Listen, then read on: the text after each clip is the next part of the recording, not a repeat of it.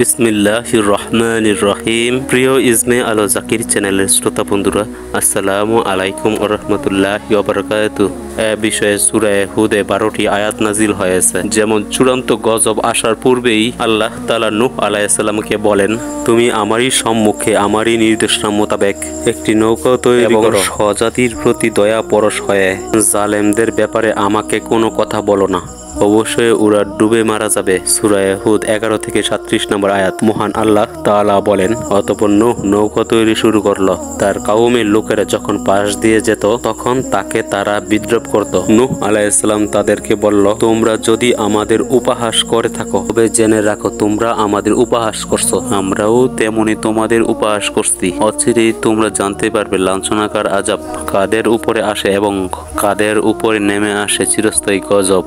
মহান আল্লাহ তাআলা বলেন, অবশেষে যখন আমার হুকুম এসে গেল এবং চুলা উদ্বেলিত হয়ে উঠল, অর্থাৎ রান্না চুলা হতে পানি উচ্ছলে উঠল, তখন আমি বললাম, সকল প্রকার জোড়া দুটি করে এবং তাদের উপরে হুকুম পূর্বেই নির্ধারিত হয়ে গেছে। তাদের বাদ দিয়ে তোমার পরিবার বর্গ ও সকল ঈমানদারগণদেরকে নৌকায় তুলে নাও। বলা বাহুল্য অতি অল্প সংখ্যক লোকই তার সাথে ঈমান এনেছিল। নূহ আলাইহিস সালাম বলল, তোমরা এতে আরোহণ করো। আল্লাহ তাআলার নামে এর গতি ও স্থিতি। নিশ্চয়ই আমার প্রভু অতি দয়াশীল ও ক্ষমতাবান।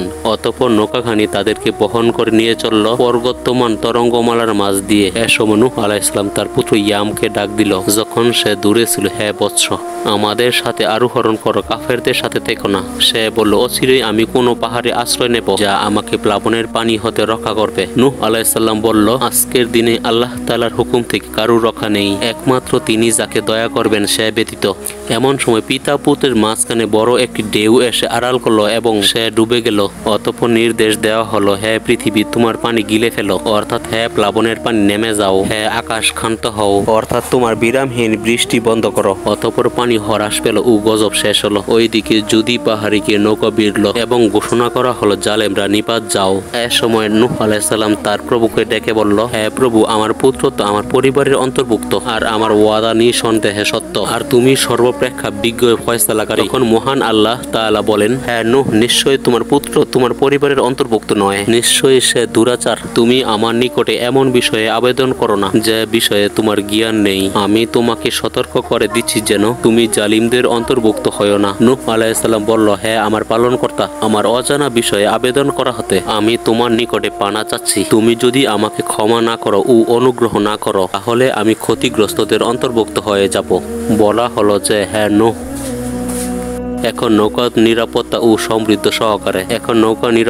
সমৃদ্ধ সহকারে তোমার উপর ও তোমার সঙ্গী দলগুলির উপর এবং সেই ভবিষ্যৎ সম্প্রদায়ের উপর যাদেরকে আমি সত্তর সম্প্রদায়কারী দান করব। অতঃপর তাদের উপরে আমার পক্ষ হতে মর্মান্তিক আযাব স্পর্শ করবে। সূরা হুদ 37 থেকে 48 নম্বর আয়াত। মাক্কী জীবনে চরম আতঙ্ক ও উৎকণ্ঠার মধ্যে সূরা হুদ নাজিল করেন। সেখানে যথাক্রমে নূহ, সালেহ, ইব্রাহিম, লূত, শোয়েব ও মূসা প্রমুখ বিগত নবী রাসূল গণের মাধ্যমে রাসূলুল্লাহ সাল্লাল্লাহু আলাইহি ওয়াসাল্লাম ও তাদের সম্প্রদায়ের কাহিনী সংক্ষেপে বর্ণনা মহান আল্লাহ তাআলা স্বতন্ত্রতা দিয়েছেন। যেমন প্রথমে নূহ আলাইহিস সালামের বর্ণনা কাহিনী, শেষে মহান আল্লাহ তাআলা বলেন, এটি গায়েবের খবর যা আমি আপনার নিকটে ওহী নাজিল করছি, যা ইতিপূর্বে আপনি বা আপনার সম্প্রদায় জানত না। অতঃপর আপনি ধৈর্য ধারণ করুন, নিশ্চয়ই শুভ পরিণাম কেবল আল্লাহ বিরোধীর জন্যই। সূরা হুদ 11 থেকে 49 নম্বর আয়াত। পৃথিবীবাসীর সর্বপ্রথম বিগত যুগের এই সব ধ্বংসপ্রাপ্তির জাতির খবর জানতে পেরেছে।